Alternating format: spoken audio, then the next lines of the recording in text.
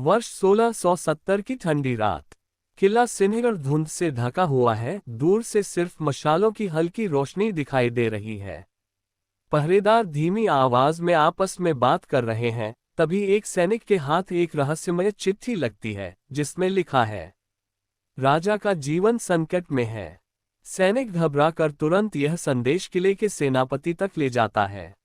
अगले ही दिन दरबार में सभी सरदार इकट्ठा हैं। शिवाजी महाराज के चेहरे पर हल्की मुस्कान है, लेकिन उनकी आंखों में गहरी चिंता। महाराज कहते हैं, हमारे बीच कोई गद्दार है जो हमारी हर योजना दुश्मन तक पहुंचा रहा है। पूरा दरबार सन्न रह जाता है। महाराज सिर्फ 3 विश्वसनीय लोगों को बुलाते हैं, तानाजी मालुसरे, नेताजी पलकड़े और बाजीराव। वे बताते हैं, आज रात हम एक नकली योजना बनाएंगे ताकि गद्दार खुद सामने आ जाए। योजना यह है कि महाराज दक्षिण की तरफ कूच करेंगे, जबकि असली योजना पश्चिम की तरफ है। रात होते ही दरबार का एक सेवक चुपचाप महल के पीछे के दरवाजे से निकलता है। वह जंगल पार करके एक अजनबी से मिलता है और फुसफुसाते हुए पूरी नकली योजना बताता है। दूर से तानाजी और उनके सैनिक ये सब देख रहे हैं। अगले दिन दुश्मन सेना दक्षिण की तरफ भारी तैयारी के साथ पहुंचती है, लेकिन वहां कोई नहीं होता।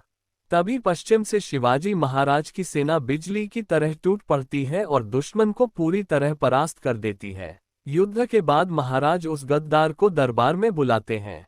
सभी सोचते हैं कि यह वही सेवक है जिसे तानाजी ने पकड़ा था, लेकिन महाराज कहते हैं, ये सेवक तो सिर्फ मोहरा था, असली गद्दार हमारे बीच बैठा सरदार है। सभी सरदार चौंक जाते हैं। महाराज आगे कहते हैं, गद्दार वही है जिसने सेवक को नकली योजना बताने का आदेश दिया और फिर खुद दक्षिण के रास्ते दुश्मन को संकेत भेजा। महाराज एक छोटे से लोहे के डिब्बे में रखा लाल रेशमी कपड़ा दिखाते हैं। ये वही संकेत है जो दुश्मन को भेजा गया था। सबूत पक्का है, वह सरदार पकड़ लिया जाता है। महाराज कहते हैं, मराठा साम्राज्य में विश्वास ही सबसे बड़ा हथियार है। जो इसे तोड़ेगा वो अपनी तलवार से नहीं, अपने विश्वासघात से मरेगा। गद्दार को सजा देकर महाराज किले की ऊंचाई से नीचे देख रहे हैं। नीचे गांव के लोग दीपक जलाकर जीत का जश्न मना रहे हैं। पृष्ठभूमि में महाराज की आवाज, किला जीतना आसान है पर दिल जीतना कठिन, और जो दिल हार जाए वह कभी वीर नहीं कहलाता।